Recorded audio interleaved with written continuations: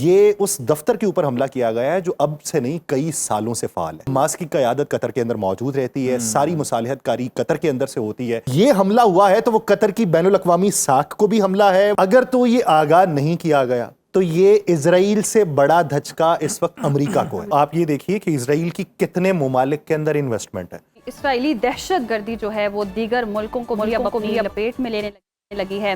اسرائیل نے قطر پر بڑا فضائی حملہ کر دیا ہے۔ گزشتہ روز ہم دیکھ رہے تھے کہ اسرائیل نے دوحہ میں حماس کے دفتر سمیت کئی بڑی عمارتوں کو نشانہ بنایا۔ اسرائیلی وزیر اعظم اور فوج نے حملے کی ذمہ داری قبول کرتے ہوئے دعویٰ کیا ہے کہ حملے میں حماس کے سینئر رہنماؤں کو نشانہ بنایا گیا ہے، اور حملے کے فوری بعد یہ خبریں بھی سامنے آنے لگ گئیں کہ فضائی حملہ حماس کے رہنماؤں کے اجلاس پر کیا گیا، جس میں حماس کے مذاکراتی قیادت جو ہے اس کے بھی شہید ہونے کی اطلاعات بتائی جا رہی تھی۔ مگر حملے کے فوری بعد دوحہ میں حماس کے سیاسی دفتر کے رکن سہیل الہندی نے رہنماؤں کی شہادت کی تردید کی اور بتایا کہ اسرائیلی حملے میں حماس قیادت محفوظ رہی ہے۔ تاہم اب مختلف میڈیا کی جانب سے یہ خبریں سامنے آ رہی ہیں کہ قطارہ میں فضائی حملے میں سینئر رہنما کے بیٹے اور سیکرٹری سمیت 6 افراد شہید جبکہ متعدد زخمی ہوئے ہیں۔ قطر نے اسرائیلی فضائی حملے کی شدید الفاظ میں مذمت کرتے ہوئے اسے بین الاقوامی قوانین کی کھلی خلاف ورزی کہا ہے، اور یہ کہا ہے کہ اسرائیل کا یہ حملہ قطر کی سلامتی اور خود مختاری پر حملہ ہے۔ جی بالکل، اور اسرائیل جو ہے وہ اپنی روش پر برقرار ہے، اور قطر نے غزہ جنگ بندی معاہدے سے خود کو علیحدہ کرنے کا عندیہ دے دیا ہے۔ تاہم ہم دیکھ رہے ہیں کہ وائٹ ہاؤس کی جانب سے کہا گیا ہے کہ امریکی حکومت کی جانب سے قطری حکام کو آج دوحہ میں ہونے والے اسرائیلی حملے کے حوالے سے آگاہ کیا گیا تھا، تاہم جو قطری حکام ہیں ان کی جانب سے اس حوالے سے تردید کی گئی ہے، اور اسلامی ملکوں سمیت دنیا بھر سے اسرائیلی حملے کی شدید مذمت کا سلسلہ بھی جاری ہے، اور قطر کے ساتھ مکمل طور پر کھڑے رہنے کا اعلان بھی کیا جا رہا ہے۔ وزیر اعظم شہباز شریف کی اگر ہم بات کریں تو وہ دوحہ میں اسرائیل کی کارروائیوں کی شدید مذمت کر رہے ہیں، اور انہوں نے کہا ہم یہ جو حملہ کیا گیا قطر پر اس کے حوالے سے بہت آواز بھی اٹھا رہے ہیں، اور اس کے ساتھ یہ بھی کہا جا رہا ہے کہ یہ علاقائی سالمیت کی خلاف ورزی اور خطرناک اشتعال انگیزی بھی ہے۔ بالکل، اسی سے متعلق بات کر لیتے ہیں۔ ہمارے ساتھ موجود ہیں اس وقت اسٹوڈیوز میں اینکر پرسن اور analyst Yasir Rashid. Yasir, welcome to Suno Pakistan. شکریہ۔ یاسر، اسرائیل نے عالمی قوانین کی خلاف ورزی کرتے ہوئے ہم دیکھ رہے ہیں کہ جناب اب قطر کو بھی نشانہ بنا دیا، جس کو امریکن پروٹیکشن کہا جاتا ہے کہ حاصل ہے ہر طرح سے۔ عالمی سطح پر اب آنے والے دنوں میں اس کے کیا اثرات ہو سکتے ہیں؟ کیا اب مذاکرات سے جو مصالحت کار کا کردار ادا کر رہا تھا قطر، اس سے اب پیچھے ہٹ جائے گا جس کا عندیہ بھی دیا جا رہا ہے؟ اچھا، دو طرح کی عزیر اسکول آف تھاٹ پائی جا رہی ہے اس حملے کے بعد۔ ایک تو یہ کہ ابتدائی طور کے اوپر جب آپ کو یاد ہوگا اسرائیل ایران جنگ جاری تھی، اس وقت بھی ایران کی جانب سے قطر پہ حملہ کیا گیا تھا۔ جب وہ حملہ کیا گیا تھا تو اس کے اوپر بات یہ کی گئی تھی ایرانی حکومت کی طرف سے، بیان اسی طرح کا ہی تھا قطری حکومت کا کہ ہم اس جارحیت کا بھرپور جواب دیں گے، یہ ہماری علاقائی سالمیت کے اوپر حملہ ہے۔ تو اس وقت ایران کی طرف سے بھی یہی کہا گیا تھا کہ ان کو پہلے متنبع کیا گیا تھا، آگاہ کیا گیا تھا، اور ان کو کہا گیا تھا کہ اپنے جو عملہ ہے یہ یہاں سے ہٹا لیں، جس پہ آپ کو یاد ہوگا ڈونلڈ ٹرمپ نے بھی کہا تھا کہ ہم شکریہ ادا کرتے ہیں قطری امیر کا کہ انہوں نے ہمیں پہلے اس کا آگاہ کر دیا، وارننگ دے دی، اور ہم ایران کا بھی شکریہ ادا کرتے ہیں کہ جنہوں نے ہمیں پہلے متنبع کر دیا۔ اب بہت سارے لوگ کہتے ہیں کہ یہ بھی حملہ اسی تناظر میں ہے، یہ بھی پہلے آگاہ کر دیا گیا ہوگا، لیکن اس کے اندر ایک فرق ہے بنیادی طور پہ۔ وہ فرق یہ ہے کہ وہ جو پہلے حملہ ہوا تھا وہ ایک یعنی آپ یہ لگا لیں کہ صرف الارمنگ سچویشن پیدا کرنے کے لیے علامتی طور کے اوپر ایک ایسی جگہ کے اوپر حملہ کہ جسے طاقت کا استعارہ سمجھا جاتا تھا مڈل ایسٹ کے اندر، اس جگہ پہ حملہ کیا گیا سر۔ لیکن یہ اس دفتر کے اوپر حملہ کیا گیا ہے جو اب سے نہیں کئی سالوں سے فعال ہے۔ حماس کی قیادت قطر کے اندر موجود رہتی ہے، ساری مصالحت کاری قطر کے اندر سے ہوتی ہے۔ طالبان کے معاملے کے اوپر لے لیں تو طالبان کو امریکہ کے ساتھ جتنی بھی ڈیل کا سامنا کرنا پڑا ہے وہ قطر کے اندر کرنا پڑا ہے۔ آپ مڈل ایسٹ کے کنٹریز میں سے قطر اگر مضبوط ہوا ہے تو وہ اس وجہ سے ہوا ہے کہ اس نے پوری دنیا میں امن لانے کے لیے بڑی طاقتوں کے درمیان مصالحت کاری نیوٹرل وینیو کے طور پر اسے سمجھا جاتا ہے اور بڑا سیف اینڈ سیکیور سمجھا جاتا ہے کہ سب لوگ یہاں پر آ کے بات چیت کریں گے۔ تو یہ وجہ ہے کہ اس کی دونوں اطراف میں جو دو دشمن ہیں ان دونوں کے ساتھ ہی اس کے روابط اچھے ہیں۔ تو یہ مصالحت کاری سے زیادہ اس اسرائیل کے اس معاہدے کو سب سے بڑا نقصان ہے، ابراہم اکارڈ کو، جس کو براہیم معاہدہ بھی کہا جاتا ہے، 3 مذاہب کا معاہدہ جس میں عیسائی ہیں، جس میں مسلمان ہیں، جس میں یہودی ہیں، کہ उस मुआहिदे के तहत ये जो मिडल ईस्ट की कंट्रीज हैं वो इजराइल को कबूल करेंगे, उस पे उन्होंने फ्रंट के ऊपर रखा हुआ था कतर को।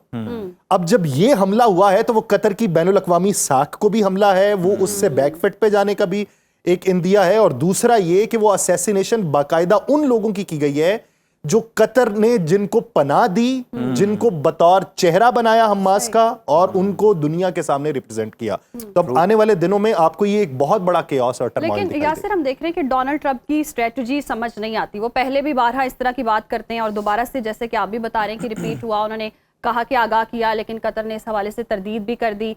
तो डोनाल्ड ट्रंप सालिसी का रोल प्ले कर रहे हैं, और एक तरफ से मुज़ाकरात की बात करते हैं, दूसरी तरफ से हमले भी जारी है। ईरान पर भी हमला हो गया, फिर उसके बाद हम देख रहे हैं अब कतर पर भी हमला हो गया। तो डोनाल्ड ट्रंप क्या चाह रहे हैं? अच्छा, एक बहम इसमें समझने की चीज़ ये है कि अगर तो ये हमला कतरी हुकाम को बाकायदा आगाह करवा के फिर किया गया तो फिर इसके मामलात और हैं। फिर आप डोनाल्ड ट्रंप के बारे में ये भी कह सकते हैं कि ट्रंप सेफ जोन के अंदर है। आप ये भी कह सकते हैं कि अमेरिका जो है वो मुस्तकबिल में इजराइल को फिर से हिमायत जारी रखेगा। अगर तो ये आगाह नहीं किया गया और बाकायदा असैसिनेशन है, इजराइल ने अपनी जारहियत दिखाई है, तो ये इजराइल से बड़ा धचका इस वक्त अमेरिका को है। अमेरिका, डोनाल्ड ट्रंप के आपने जो हालिया दौरे हैं उसके अंदर अंदाजा लगाइए कि अरब ममालिक के साथ बिलियंस और ट्रिलियंस ऑफ डॉलर्स के मुआहिदे हुए हैं, और वो एक आधे साल के मुआहिदे नहीं है, वो देरपा मुआहिदे किए गए हैं जिसमें किसी से 10 साल का एग्रीमेंट है, किसी से 12 साल का एग्रीमेंट है। ये बुनियादी तौर पे कहा तो ये जाता रहा कि अब्राहम अकॉर्ड के मामले के ऊपर तमाम मुआहिदे। तो यानी यूं कह सकते हैं कि अब अभी अमेरिका के कंट्रोल में भी नहीं है इसराइल, जो सूरत हाल लग रही है। ट्रंप आप अमेरिका के कंट्रोल में इसलिए इजराइल नहीं है कि इस वक्त जो काबीना अमेरिका की है उसमें 70% लोग ऐसे हैं जो ये समझते हैं कि बेंजामिन नेतन्याहू जो है वो अपने तय फैसले कर रहा है। जब ये ईरान के ऊपर हमले की बात थी उस वक्त भी डोनाल्ड ट्रंप और बेंजामिन नेतन्याहू के दरमियान तल्ख कलामी हुई थी, फोन पटखे गए थे। ये बाकायदा तौर पे रिपोर्ट हुआ था उन रिपब्लिकन्स की जानिब से जो ट्रंप के बहुत करीबी समझे जाते हैं। तो ये एक अंदर रिफ्ट है, उनकी अपनी काबीना के अंदर रिफ्ट है। लेकिन बहुत सारे लोग ये समझते हैं कि हमने साल साल फंड किया हुआ है, हमारा लयपालक बच्चा है, तो जिसके ऊपर फंड किया हुआ है उससे अगर हमें रीफंड ना होगा और इस तरीके से मुतनफर हो जाएंगे तो फिर हमें ज्यादा नुकसान। अच्छा यासिर, आप जिस तरह अब्राहम अकॉर्ड की बात कर रहे थे, और इसराइल की बड़ी ख्वाहिश है कि खास तौर पर ये जो गल्फ कंट्रीज हैं, मुस्लिम कंट्रीज हैं, ये इसराइल को तस्लीम कर लें, और अमेरिका जो है इस पर बहुत जोर भी डाल रहा होता है और बड़े तरीके से सिफारतकारी भी कर रहा होता है मनवाने के लिए। आपको नहीं लगता कि जिन्होंने तस्लीम किया इसराइल को, जिन मुस्लिम कंट्रीज ने, अब वो भी सोच में मुब्तला होंगी, और जिन्होंने कोई करना था या जो कोई सोच विचार कर रहे थे कि हम तस्लीम करेंगे इसराइल को आगे आने वाले दिनों में, अब वो भी रुक जाएंगे इस कार्रवाई को देखते हुए? आप एक लम्हे को मुस्लिम ममालिक को साइड पर रखते हैं, आप पहले यूरोप को देखें। आप ये देखिए कि अमेरिका वर्सेस रशिया, इस ब्लॉक की तकसीम करें तो आपको कौन नजर आएगा? आपको अमेरिका नजर आएगा, आपको इजराइल नजर आएगा, आपको पूरा यूरोप नजर आएगा, आपको कनाडा, ये सारे ममालिक एक तरफ नजर आएंगे। आप इस पूरे मामले के ऊपर सबसे पहले ये देखिए कि इजराइल को शटअप कॉल किसकी तरफ से दी गई है। बाकायदा तौर पे किसकी तरफ से कहा गया है कि हम ये तस्लीम नहीं करते, किसकी तरफ से कहा गया है कि अगर ये नई जंग करना चाहता है, नया ऑपरेशन करना चाहता है, तो ये खित्ते के लिए बदमनी का बायस होगा, तबाही का बायस होगा। यूरोप के कई ममालिक ने बात की, फ्रांस ने बात की है, सर केयर स्टॉमर की तरफ से बात आई है। तो जब ये उन लोगों की तरफ से बातें आई हैं तो ये तो छोड़ दीजिए, ये तो दूसरी दर्जा बंदी में है। वो जो पहली दर्जा बंदी के लोग हैं उनकी अपनी आरा ये है। इजरायली सिपाही, इजराइल के अंदर एक बुनियादी तौर पे वहां पे बच्चों की पैदाइश से लेके उनके बड़े होने तक एक पूरा तरीका कार वज़ा किया गया है। बच्चों को किस तरीके से पालना है, किस तरीके से परवरिश करनी है, क्या सिखाना है, क्या जहन साजी करनी है। फौजी ट्रेनिंग लाजमी है इनकी, और उन लोगों को बाकायदा तौर पे ये कहा जाता है कि आपने जिंदगी में एक बार फौज के अंदर जरूर आना है। फिर ये कहा जाता है कि आप रिजर्व फौजियों के अंदर शुमार रहेंगे, दुनिया के किसी भी हिस्से में मौजूद रहेंगे, मुल्क आपको बुलाएगा, आप अपनी नौकरी छोड़ के आएंगे। और आते हैं वो। आप गुज़श्ता 1.5 साल के अदादो शुमार ले लें जी, हजारों ऐसे फौजी हैं जिनकी तरफ से इनकार हुआ है कि हम नहीं जाएंगे। उनके अंदर नफ्सियाती तौर के ऊपर उन्हें मुश्किलात का सामना करना पड़ रहा है, दबाव बढ़ रहा है, बीमारियां बढ़ रही हैं, वो वहशीपन का शिकार हो रहे हैं। आप वहां पे सुसाइड की अटेम्प्ट देखें फौजियों की कि वो कितनी कर रहे हैं। तो ये अंदरूनी तौर पे रिफ्ट है, लेकिन वो एक हवा होता है कि अपना आप कायम करके रखना है। आप हमास को देखें, खत्म करने की बात की, दुनिया की सबसे बड़ी और सबसे मोतबर और सबसे टेक्नोलॉजी की हामिल वो अपनी एजेंसी को गर्दानते हैं इजराइल वाले। हमास की उस चंद किलोमीटर की पट्टी के अंदर उनको टारगेट बनाने में मुश्किलात पेश आती है। अपने कैदी नहीं छुड़वा सकते। इस्माइल हनिया को टारगेट कहां किया गया? गजा में नहीं, ईरान के अंदर। सही। ये आज टारगेट किसको किया गया? खलील अल हैया को टारगेट करने की कोशिश की गई। खलील हैया कौन है? अनपढ़ आदमी है, बैचलर ऑफ आर्ट्स किया है गजा यूनिवर्सिटी से, मास्टर किया हुआ है हदीस के अंदर, जॉर्डन से किया हुआ, पीएचडी स्कॉलर है। इस तरह के दिमाग हैं। वहां पे अलजैफ इनके रहनुमा हुआ करते थे, और अलजैफ के बारे में ये कहा जाता था 9 जिंदगियों वाली बिल्ली, जिनको 9 बार टारगेट करने की कोशिश की गई, बच निकले। वो नीचे सुरंगों का पूरा जाल है, वो जाल नहीं खत्म कर सके अभी तक। उनको कंक्रीट से भरने की कोशिश करते रहे, ये नहीं पता चल रहा कि इसके नीचे शहर जो आबाद किया गया है ये कहां कहां तक आबाद किया गया। इस्माइल हनिया को मारने के बाद समझा हमास खत्म, नहीं खत्म हुई। याहिया सिनवार को मारने के बाद समझा कि हमास खत्म, नहीं खत्म हुई। याहिया सिनवार के भाई को मारने के बाद समझा हमास खत्म, नहीं खत्म हुई। जब तक ये समझ नहीं आएगी कि ये नजरियात हैं, ये फ्रीडम फाइटर्स नजरियात हैं, वो अपने पेशरू नहीं छोड़ के जाते। ये कल खलील अल हैया के बेटे को टारगेट किया गया, उनकी असैसिनेशन हुई है। उनके 2 गार्ड साथ में मौजूद थे, उनकी असैसिनेशन हुई है। एक डायरेक्टर थे, उनकी असैसिनेशन हुई है।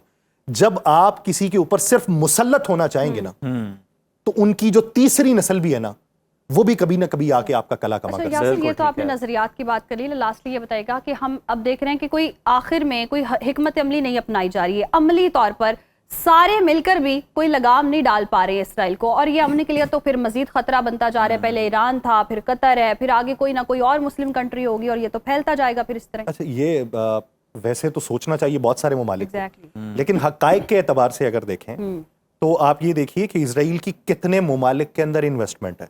दुनिया की सबसे बड़ी कंपनीज जो हैं उनके अंदर इन्वेस्टमेंट इजराइल की है।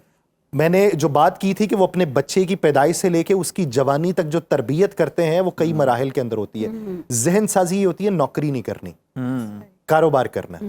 अच्छे बिजनेसमैन यानी वो मैं अब उसको मैं ये नहीं कर रहा, मैं आइडियलाइज नहीं कर रहा। हाँ, मैं सिर्फ ये बात कर रहा हूं कि हमें बतौर मुस्लिम उम्मा जो तरबियत दी गई थी, असलाफ की जो रिवायात थी, जो हमारा दीन हमें सिखा रहा था, अगर हमने वो अडॉप्ट किया होता, सही तरीके से अडॉप्ट किया होता, जिंदगी के असलूब सीखे होते, तो हम इनको मात दे चुके होते। हम वो भूलें, लेकिन वो तरबियत इस तरीके से करते हैं कि बाकायदा तौर पे बच्चा जब पैदा होना हो तो माँ रियाजी के सवाल हल करती है, वो म्यूजिक सुनती है, और वो ये समझती है कि ये सुनने से बच्चे के ज़हन यासिर, अस्करी ताकत की तो उनकी क्या बात करें। मौशी पूरी दुनिया की लगामें उनके हाथ में है, जो कि हमारे हाथ में होनी चाहिए थी अगर हम असलाफ की रिवायात पर अमल करते, उनके दिए हुए सबक पर अमल करते। और बिल्कुल बिजनेस में ये लोग बहुत आगे हैं और हर मैदान में। बहुत शुक्रिया यासिर रशीद साहब हमें प्रोग्राम में ज्वाइन करने के लिए।